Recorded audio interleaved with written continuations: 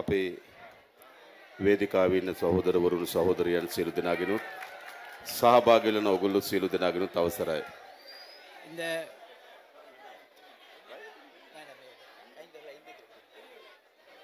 இந்த வெற்றி விழாவிலே கலந்து கொண்டிருக்கின்ற அனைவருக்கும் என்னுடைய வாழ்த்துக்களை தெரிவித்துக் கொள்கின்றேன்.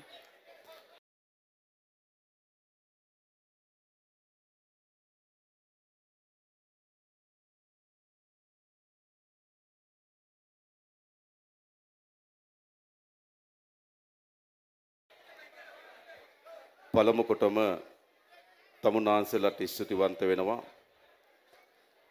ගියවර පාර්ලිමේන්තු මැතිවරණයේදී මේ අම්පාර දිස්ත්‍රික්කයේ මේ ආසන ජයග්‍රහණය කිරීම සඳහා ජාතික ජනබලවේගයට සහාය ලබා දීම පිළිබඳව கடந்த தேர்தலிலே எங்களுடைய மாவட்டத்திலே எங்களுடைய பாராளுமன்ற பிரதிநிதித்துவத்தை பெற்றுக்கொள்வதற்காக வேண்டி வாக்களித்த உங்கள் அனைவருக்கும் என்னுடைய வாழ்த்துக்களையும் நன்றியினையும் முதலில் தெரிவித்துக் கொள்ள கடமைப்பட்டவனாயிருக்கின்றேன். විශේෂයෙන්ම පහුගිය මහමැතිවරණය ලංකාවේ විශේෂ මැතිවරණයක් බවට පත් වුණා.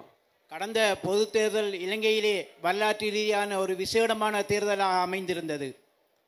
සාමාන්‍යයෙන් අපේ රටේ ඉතිහාසයේ තිබුණේ මැතිවරණවලදී ජනතාව ආගම් අනුව ජනතාව තමන්ගේ ජාතීන් අනුව බෙදෙනවා.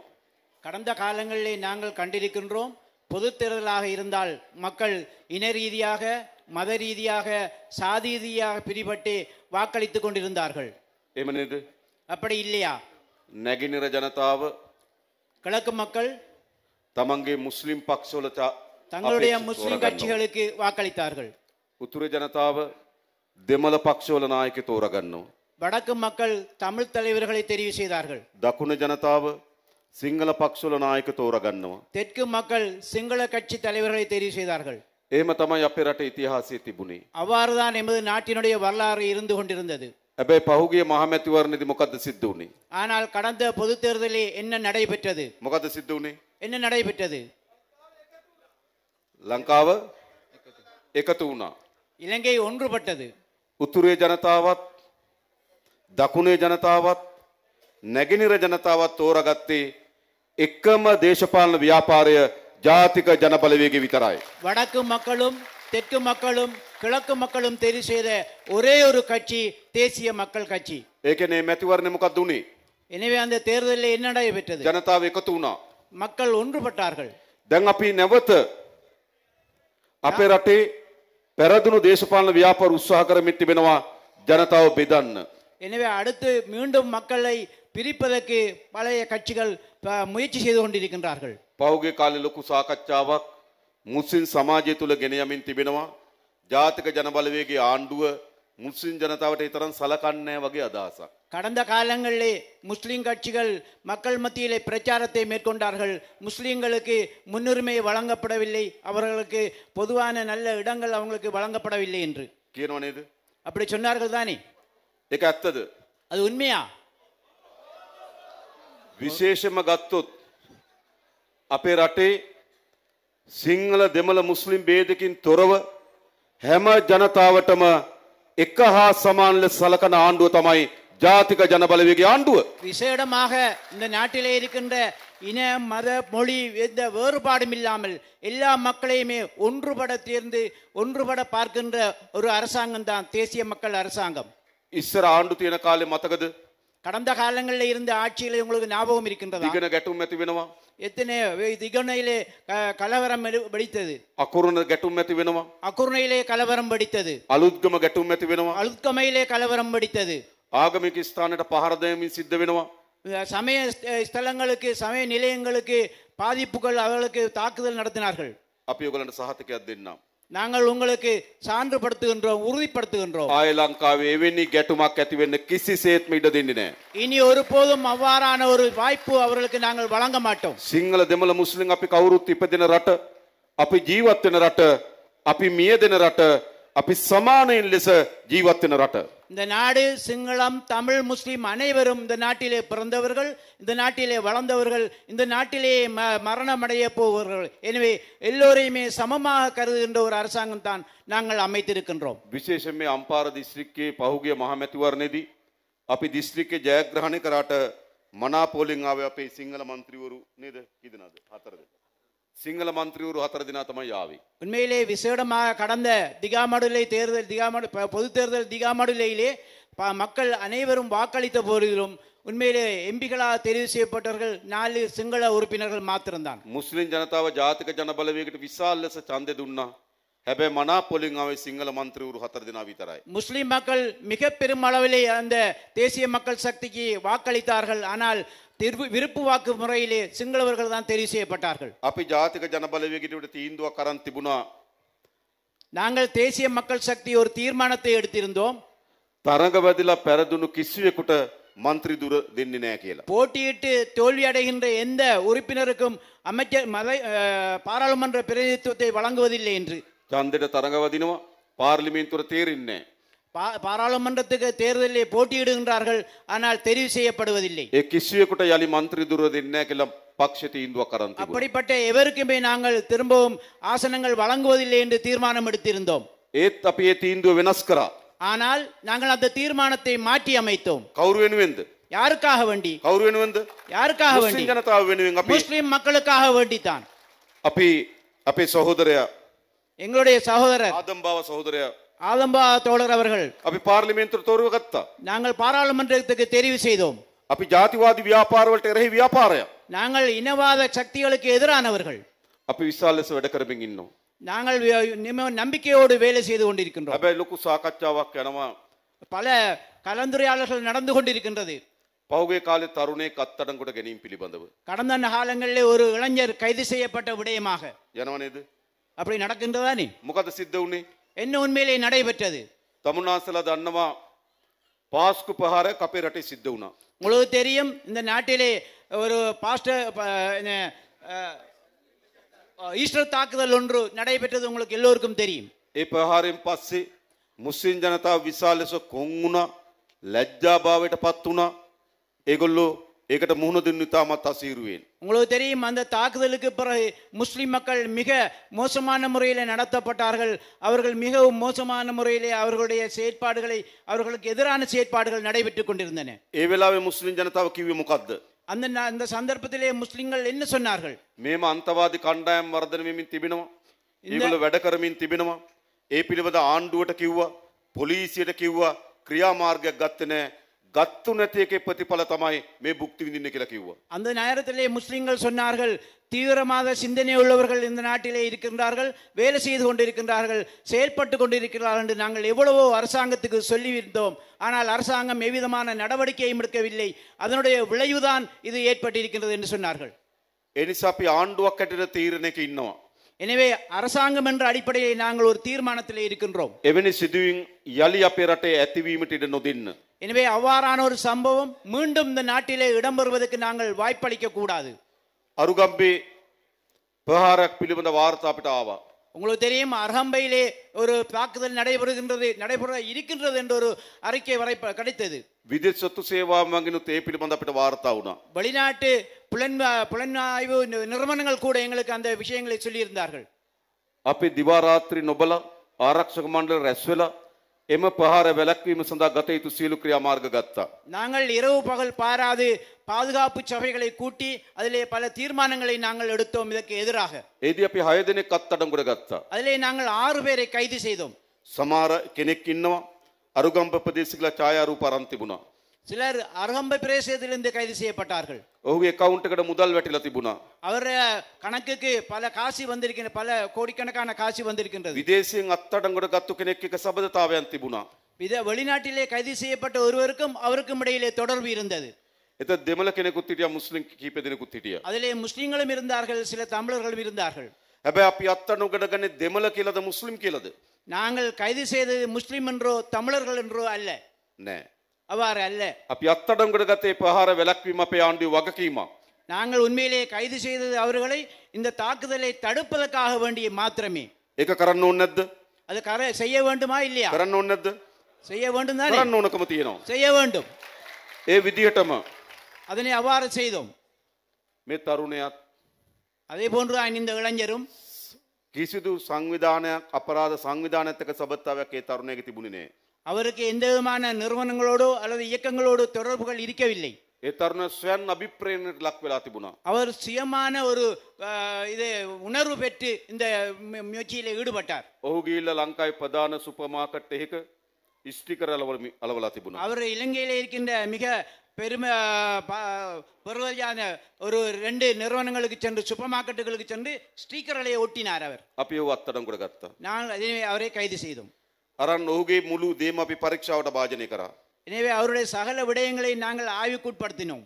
ඔහු කිව්වා ස්වයන් අභිප්‍රේරණයට ලක් වෙලා තිබෙන බව අපිට තේරුණා. எங்களுக்கு தெரிய வந்தது அவர் சுயமான ஊக்குவிப்பால் தானான சுய ஊக்குவிப்பிலே அந்த விடயத்தில் ஈடுபட்டிருக்கிறார். අපි එම දෙමව්පියන්ටම තරුණයව පෙන්නුවා. அவருடைய பெற்றோருக்கு நாங்கள் அதனை காட்டினோம். දෙමව්පියන් ස්තුතිවන්ත වුණා ඒ විනාශෙන් දරුවා බේරගත්තු එක ගැන.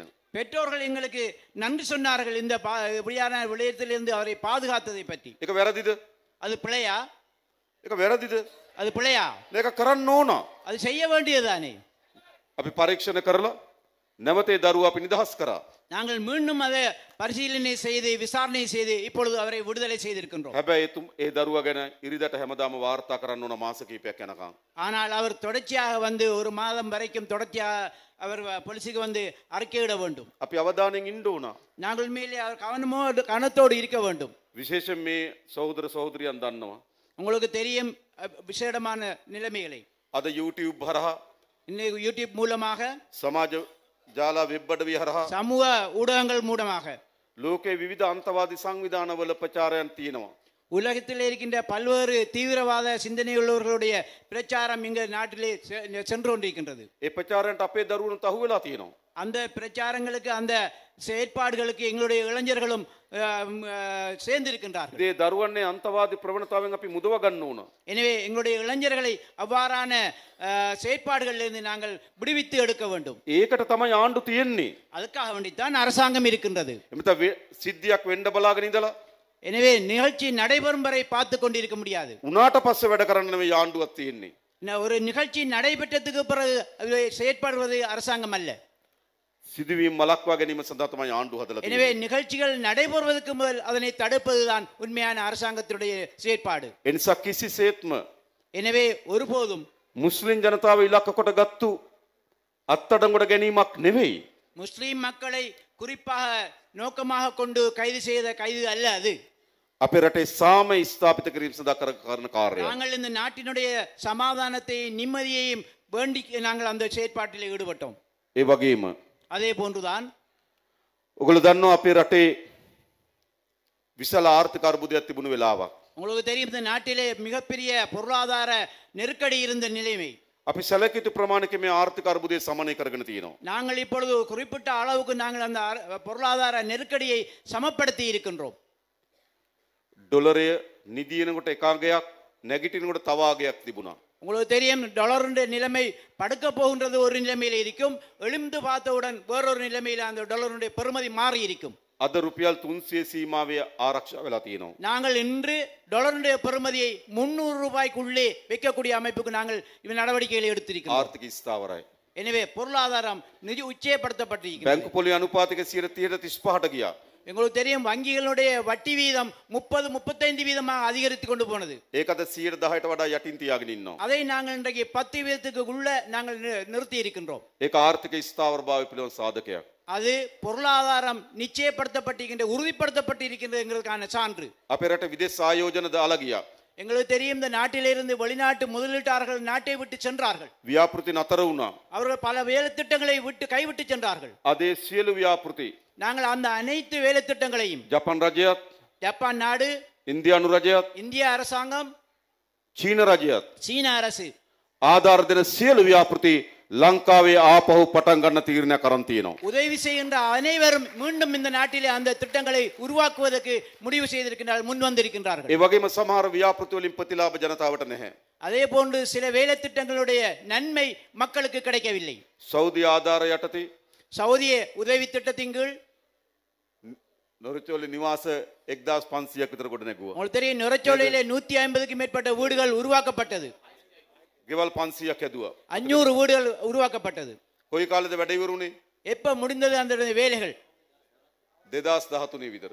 2013ஆம் ஆண்டு அந்த வேலை திட்டம் දැන් முடிவடைந்தது. ගස් වැවිලා இப்போ அந்த வீடு திட்டங்கள்ல வீடுகளிலே மரங்கள் வளர்ந்து පාළුවට ගිහිල්ලා. பாலடைஞ்சு போயிருக்கின்றது. සෞදි තානාපතිතුමා මට මුණ ගැහුණා. சவுதி தூதுவர் தன்னை கண்டிருக்கின்றார். එතුමා කනස්සල්ලෙන් මේ ව්‍යාපෘතිය ගැන මට කිව්වා. அவர் மிகவும் கவலைப்பட்டு சொன்னார் இந்த வேலை திட்டத்தை பத்தி என்னிடம். අපි ඒ තියෙන ගැටලු විසඳලා நாங்கள் அதில் இருக்கிற பிரச்சனையை தீர்த்து ඉක්මනින්ම ඒ නිවාස මේ ප්‍රදේශයේ ජනතාවට ලබා දෙන්න අපි කටයුතු மிக කරනවා. விரைவிலே இந்த பிரதேச மக்களுக்கு அந்த வீடுகளை கையளிப்பதற்கு இருக்கின்றோம். ඒ වගේම அதே போன்றுதான் මේ ආර්ථික ස්ථාවරත්වයේ ප්‍රතිලාභද ජනතාවට ලැබෙමින් තියෙනවා.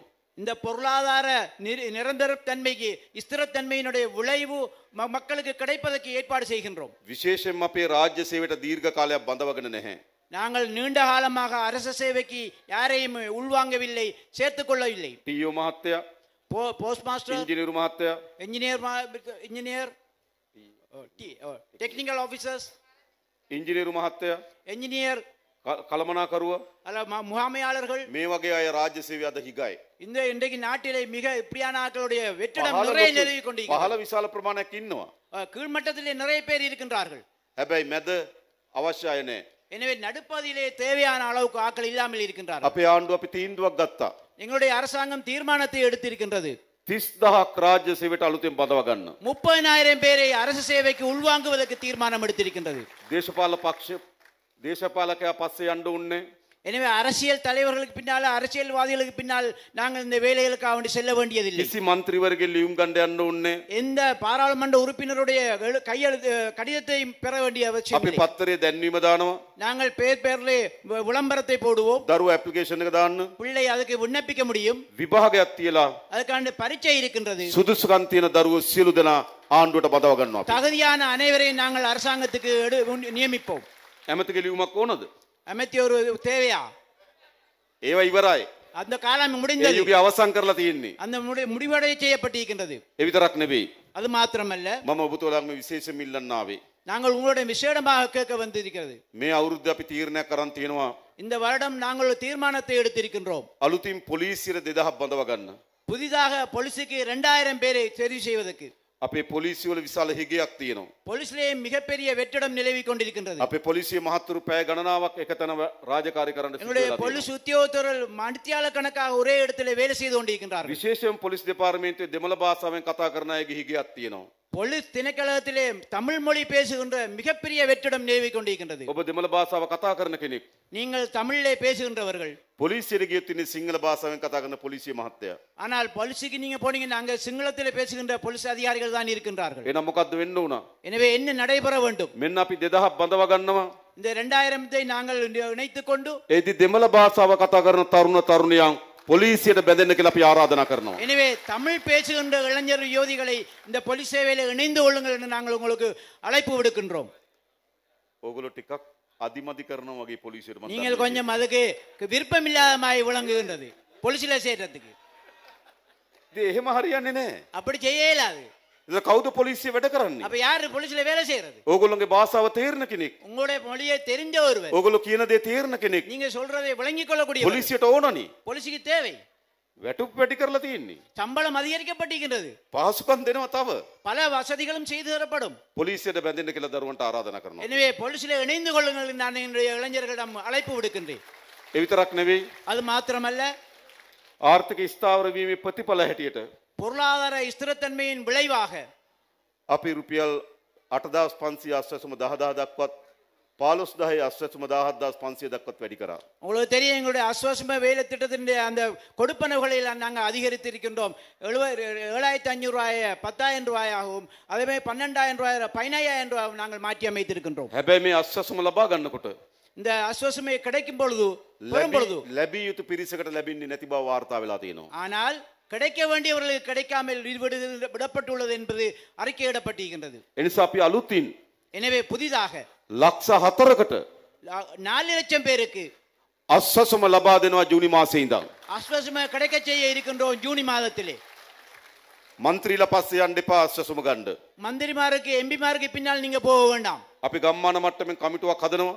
நாங்கள் கிராம மட்டங்களிலே குழுக்களை அமைப்போம். ග්‍රාම සේවක මහත්තයා, கிராம சேவை உத்தியோகத்தர், සංවර්ධන නිලධාරි මහත්තයා, சமுத்தி உத்தியோகத்தர், සමෘද්ධි නිලධාරි මහත්තයා, சமுதிய அதிகாரி, ප්‍රාදේශීය ලේකම්තුමාගේ අධීක්ෂණය යටතේ அதே போன்று எங்களுடைய பிரதேச செயலாளருடைய மேற்பார்வையின் கீழ் හරි කට්ටිය තෝරලා එවන්න. சரியான ஆட்களை தெரிவு செய்து அனுப்புங்கள். ලක්ෂ 4කට අලුතෙන් ජුනි මාසයේ ඉඳන් 4 லட்சம் பேருக்கு ஜூன் மாதம் அவர்களுக்கு புதிய அஸ்வசுமையிலே சேர்க்க இருக்கின்றோம். ඒ විතරක් නෙවෙයි. அது மாத்திரமல்ல, රටක් හදන්න අපිට හොඳ රාජ්‍ය සේවයක් ඕන.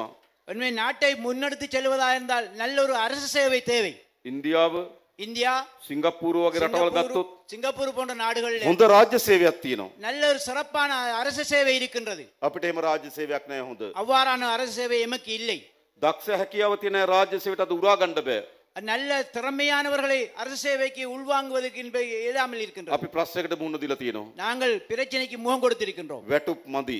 சம்பளம் இல்லை, காணாது. අන්න අපි පළවෙනි අයවැය ලේඛනයෙන්ම முதலாவது வரவு செலவு திட்டத்திலேயே රාජ්‍ය සේවකයන්ට ඉතිහාසයේ ලැබුණු වැඩිම වැටුප් වැඩිමිය අපි ලබා දුන්නා. அரசு சேவையிலே வரலாற்றிலே முதல் தடவையாக மிக கூடுதலான சம்பளத்தை நாங்கள் அதிகரித்து கொடுத்திருக்கிறோம். නිකන් හිතුවොත් சும்மா நினைத்து பாருங்கள். 38000ක් ගත්තු ගුරුවරයෙක් හිටියනම් 38,000 எடுத்த ஒரு ஆசிரியர் இருப்பாராயிருந்தால் අපි වැටුප 63000 දක්වා වැඩි කරා. அவருடைய சம்பளத்தை 63,000 நாங்கள் அதிகரித்திருக்கின்றோம். පළමු වෛද්‍ය සේවයට බැඳෙන වෛද්‍යවරයාගේ වැටුප තිබුණේ 54000ට කිට්ටුව. முதலாவது அரசு சேவையில் அதே வைத்தியராக இணைந்து கொள்வருடைய சம்பளம் 50,000. අපි ඒක වැඩි කරා 93000 දක්වා. அதை நாங்கள் இப்போ 93,000 நாங்கள் அதிகரித்திருக்கிறோம். වෛද්‍යවරුන්ට හොඳ වැටුපක් දෙන්න ඕන. எனவே அரசு வைத்தியர்கள் இப்பொழுது ගුරුවරුන්ට හොඳ වැටුපක් දෙන්න ඕන. அவர்களுக்கு சிறந்த சம்பளம் கொடுக்கப்பட හොඳ வேண்டும். ශක්තිමත් රාජ්‍ය සේවයක් අපි හදන්න ඕන. நல்ல சக்தியான உறுதியான அரசு சேவையை நாங்கள் உருவாக்க வேண்டும். අපි පහසුකම් දෙනවා. நாங்கள் வசதிகளை செய்து கொடுக்கின்றோம், වැටුප් වැඩි කරලා දෙනවා. சம்பளத்தை அதிகரித்து கொடுக்கின்றோம். හැබැයි රාජ්‍ය සේවය ஆனால் அரசு சேவை ජනතාවට කෙරෙන්න ඕන කාර්ය හරියට කරන්න ඕන. කරේ නැත්තම් ඒකටත් තීන්දුව ගන්න බව අපි නිලධාරීන්ට මතක් කරනවා. எனவே அவ்வாறு வசதிகள் செய்து கொடுத்தும் மக்களுக்கு செய்ய வேண்டிய சரியான சேவை அவர்கள் வழங்கவில்லை என்றால் அவர்களுக்கு எதிராக நாங்கள் நடவடிக்கை எடுக்க வேண்டியிருக்கும். අය අපේ රටේ කිසි තැනකට වැඩක් කරගන්න පගා දෙන්න යන්න එපා. எனவே நீங்கள் எந்த இடத்திலையும் நீங்க அந்த இப்படி தோல்வி அடைஞ்ச நிலைமையில நீங்கள் செல்ல வேண்டாம். අපි ඒ සංස්කෘතිය වෙනස් කරලා ඉවරයි. நாங்கள் அந்த கலாச்சாரத்தை மாற்றி அமைத்து விட்டோம். අපි දේශපාලන නායකත්වයක් හැදලා තියෙනවා. நாங்கள் அரசியல் தலைமைத்துவம் கொடுத்திருக்கின்றோம். ජනාධිපතිවරයා ලෙස මමත් ஜனாதிபதியான நான், අපේ කැබිනට් මණ්ඩලයත් என்னுடைய அமைச்சரவை, අපේ മന്ത്രിවරුන් எமது மந்திரி பாராளுமன்ற உறுப்பினர்கள், මේ කිසිවෙක් எந்த எவருமே මහජනයාගේ සතයක් හොරකම් කරන්නේ නැති නාස්ති කරන්නේ නැති මිනිස්සු. பாராளுமன்ற பிரதிநிதிகள் எந்த ஒரு சதம் கூட வீண்விரயம் செய்யாத ஆட்களா இருந்து கொண்டிருக்கிறார். ලංකාවේ පළමු වතාවට ආණ්ඩුවක් ඇදලා තියෙන හොරකම් කරන්නේ නැති. இலங்கையிலே முதல் தடவையாக அரசு நிதியை கையாடாத ஒரு அரசாங்கம் உருவாக்கப்பட்டிருக்கின்றது. එහෙනම් මොකද කරන්න ඕන? எனவே என்ன செய்ய வேண்டும்? රාජ්‍ය නිලධාරීන්ටත් ඒක අකපයි. எனவே அரசு நில அதிகாரிகளும் அரசிலே இருக்கின்ற உறுப்பினர்களும் அவர்களுக்கும் இது உள்ளடக்கும்படும், அதுவும் தேவை அவர்களுக்கு. කොහොමත් හොරකම හරාම්. எனவே களவு செய்வதிலிருந்து හරාම් හරාම්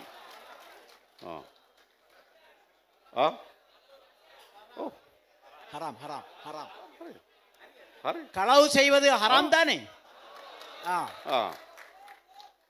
මොකද මේක අපි නතර කරන්න ඕන. මේ රටේ නතර කරලා තියෙන දේ. எனவே நிறுத்த வேண்டிய விடயங்களை நாங்கள் இப்பொழுது நிறுத்திக் கொண்டு வருகின்றோம். එහෙම තමයි රටක් ගොඩනගන්නේ. அவ்வாறுதான் நாட்டை கட்டி எழுப்ப முடியும். ඒ වගේම අපි ශක්තිමත් ජාත්‍යන්තර සබත හදන් තියෙනවා. அதே போன்று நாங்கள் மிகவும் சக்தியான இன ஒற்றுமையை நாங்கள் உருவாக்கி கொண்டிருக்கின்றோம். අපි ආරම්භයේදී ඉන්දියාවට ගියා. நாங்கள் இந்தியாவுக்கு ஆரம்பத்தில் இந்தியாவுக்கு போனோம். ඊළඟ අපි චීනයට ගියා. அது அடுத்து சைனாவுக்கு போனோம். දැන් අපිට සැප්තැම්බර් මාසේ ආරාධනයක් ලැබිලා තියෙනවා ජපානයට එන්න කියලා. செப்டம்பர் மாதம் எனக்கு அழைப்பு விடுக்கப்பட்டிருக்கின்றது ஜப்பானுக்கு வரும்படி.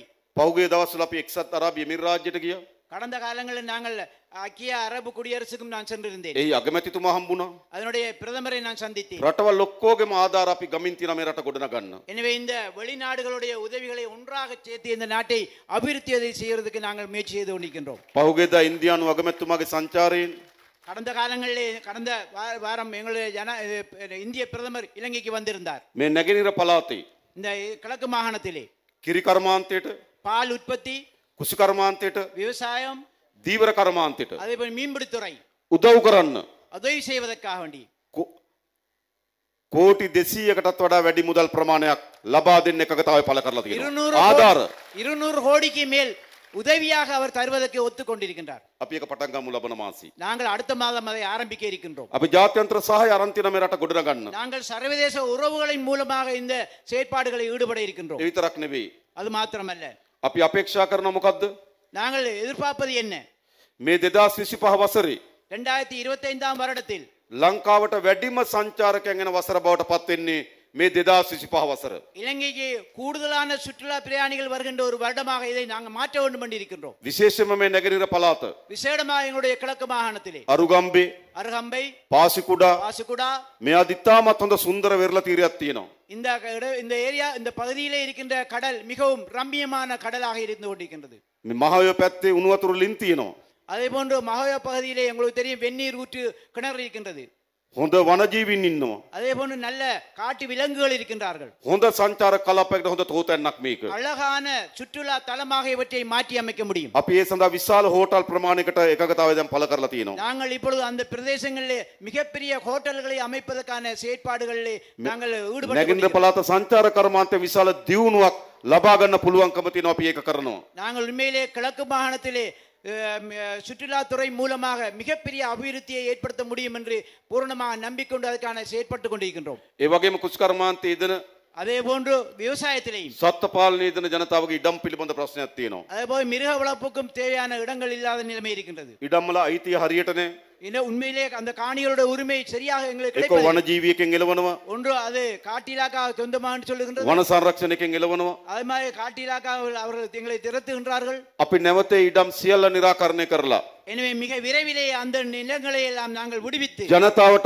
වගා කරන්න ඒ ඉඩම් ලබා දෙනවා. එක ඉඩමක් මුඩුබිමක් හැටියට තියෙන්න බෑ. மக்களுக்கு அவற்றை ஈடுபடுத்தி விவசாயம் செய்வதற்கும் பயிரிடுவதற்கும் ஏற்று நாங்கள் விடுவித்து தருவோம் என்பதை சொல்லிக்கொள்ள விரும்புகிறேன். පළමු වතාවට රටේ ආණ්ඩුවක් ඇදලා තියෙනවා.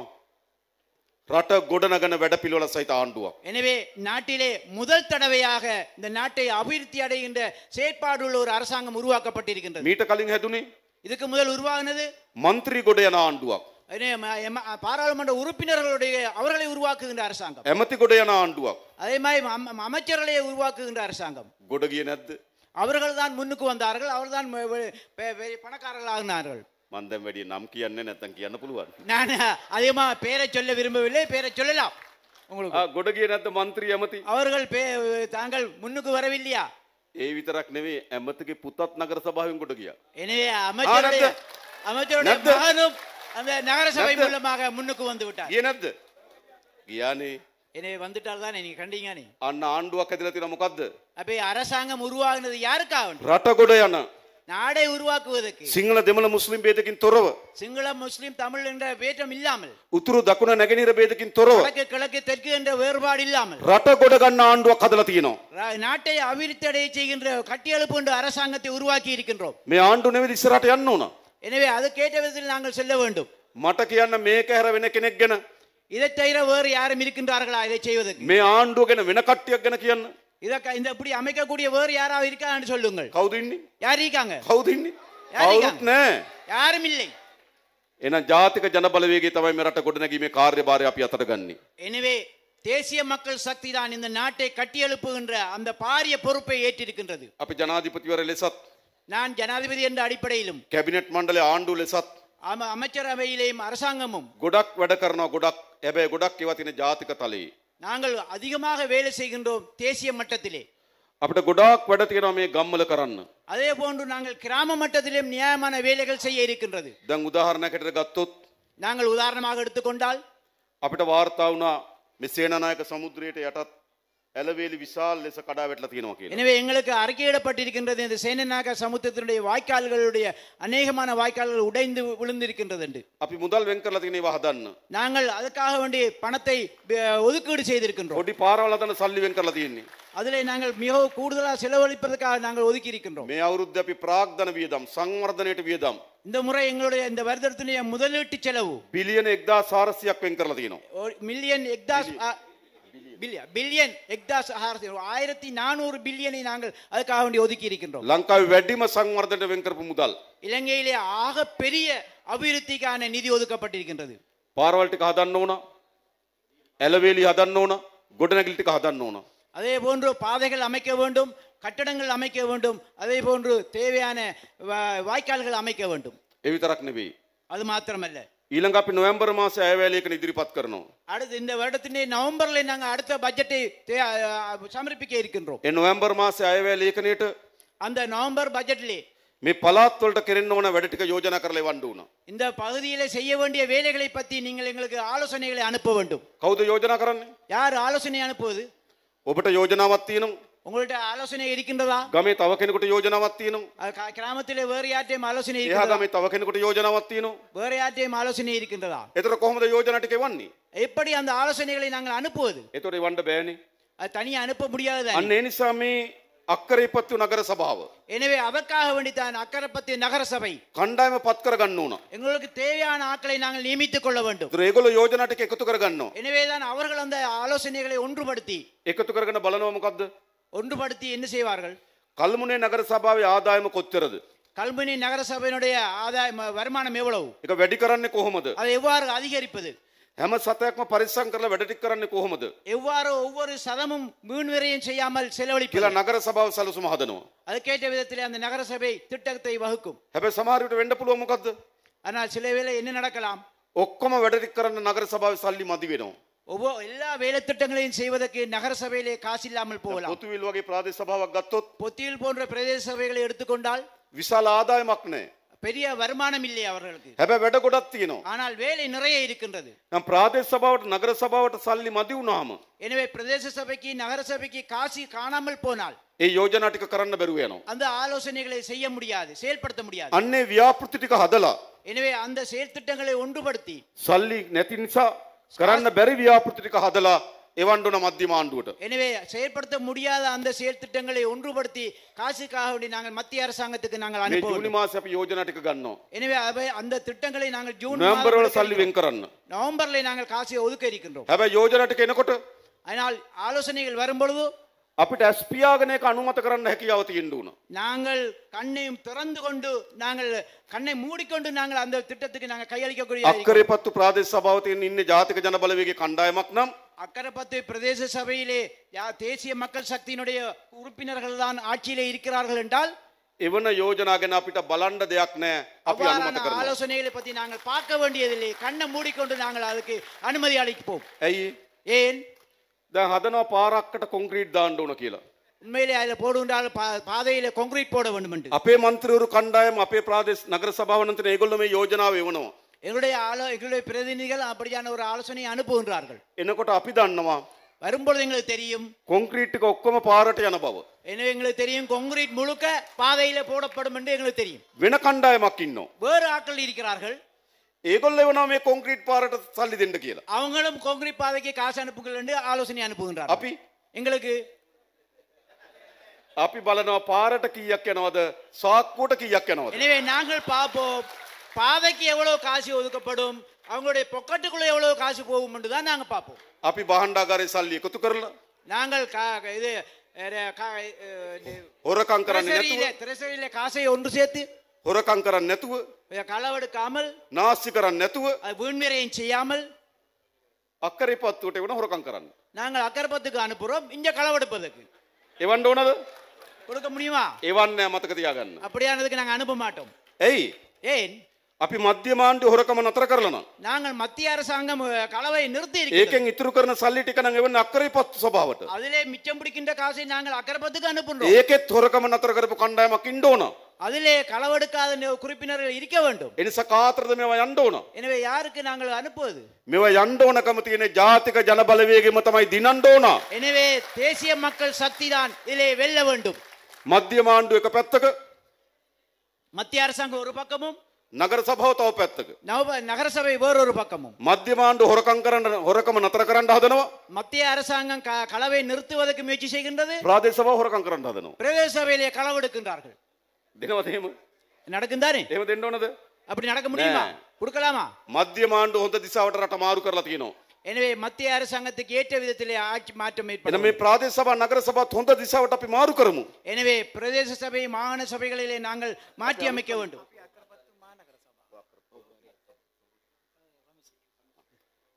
හොඳ කණ්ඩායමක් අපි යවන්න ඕන. எனவே நல்ல குழுவை நாங்கள் அதுக்காக தெரிவு செய்து මේ அனுப்ப வேண்டும். අක්කරේපත්තු මහනගර සභාවේ බල සීමාවේ ගොඩක් වැඩ කරන්න තියෙනවා. எனவே அக்கரைப்பத்து மாநகர சபை எல்லைக்குள்ளே பல வேலை හොඳ திட்டங்கள் செய்ய කණ්ඩායමක් வேண்டியிருக்கிறது. යවන්න ඕන. நல்ல குழுவினரை நாங்கள் அனுப்ப வேண்டும். අපිට විශ්වාස කරන්න පුළුවන් කණ්ඩායමක් යවන්න எங்களுக்கு ඕන. நம்பிக்கையான குழுவினரை அங்க அனுப்ப வேண்டும். අවිශ්වාස කණ්ඩායමකට நாங்கள் அவநம்பிக்கையான குழுக்களை அனுப்ப முடியாது. සල්ලි වෙන් කරන්න පුළුවන්කමක් ලැබෙන්නේ නේ. காசை ஒதுக்கக்கூடிய செயற்பாடு எங்களுக்கு செய்ய முடியாது.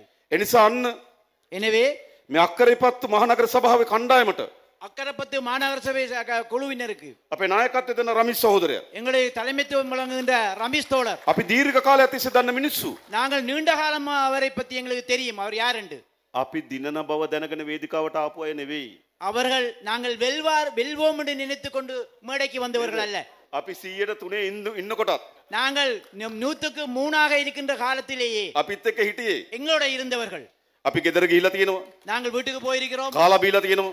சாப்பிட்டு இருக்கிறோம். ඉතාමත් අසිරු කාලේ மிக கஷ்டமான காலத்திலே මේ ව්‍යාපාර ගොඩනගන්න මැදිහත් වෙච්ච අය රමිස් සහෝදරලා, අපේ අබු සහෝදරලා, අපේ ආදම් බව සහෝදරයා එහෙමයි මේ තියෙන්නේ. இந்த இந்த இயக்கத்தை கட்டி வளர்ப்பதற்கு செயல்பட்டவர்கள் தான் இந்த ஆதம்பாவா, அபு போன்ற இது ரமேஷ் போன்ற தோழர்கள். ඒගොල්ලෝ හොරකම් කරන්න அவர்கள் களவு செய்ய மாட்டார்கள். තමන් හැදෙන්න නම් දේශපාලනය කරේ. அவர்கள் தான் உருவாக வேண்டும் என்றால் இந்த அரசியலுக்கு வந்திருக்க மாட்டார்கள். ඒගොල්ලන්ට වෙන පක්ෂ ගොඩක් තිබ්බ යන්න. எத்தனைய கட்சிகள் இருந்தது அப்படி போவதற்கு.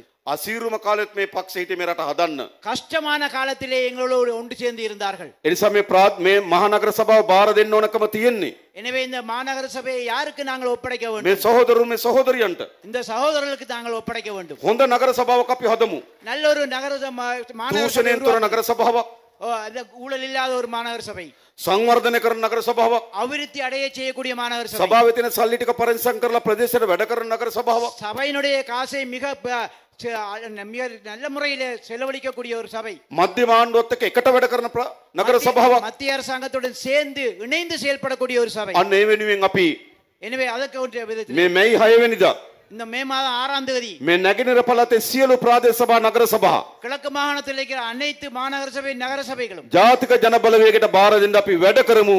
ඒ වෙනුවෙන් එකතු වෙන්න කියලා ආරාධනා කරමින් මම නතර වෙනවා. සියලු දෙනාටම ජය වේවා කියලා ප්‍රාර්ථනා කරනවා. தேசிய மக்கள் சக்தியை வெல்லச் செய்வதற்கு நாங்கள் ஒன்றுபடுவோம், அதுக்காக வேலை செய்வோம் என்று கேட்டுக்கொண்டு நான் விடைபெறுகின்றேன்.